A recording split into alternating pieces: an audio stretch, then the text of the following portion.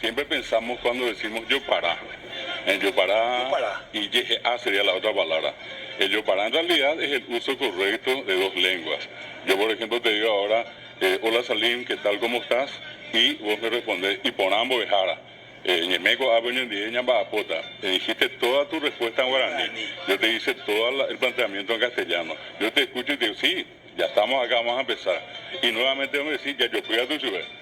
Guaraní, castellano, eso es el yo para. El yo para es la alternancia, el uso de dos lenguas sin mezclar. Y eso inclusive la gente del campo conoce porque varias veces en muchos lugares la gente siempre dijo, caray, fulano oñemiti yo para. Un niño y la paraguayo, una línea.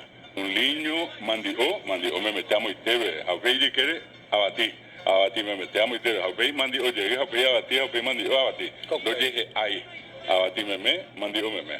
Eso es el yo para, que la gente distingue. Ahora, ¿qué es lo que nosotros hacemos? Yo suelo usar siempre un ñenga que dicen de arriero de coreí, lápiz de color monotí. Claro, un niño ve oímos con idea. Porque yo dije, de guaraní, arriero es castellano, guaranizado.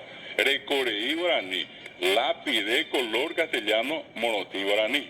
En una sola línea, las dos lenguas. Ese es el YGA.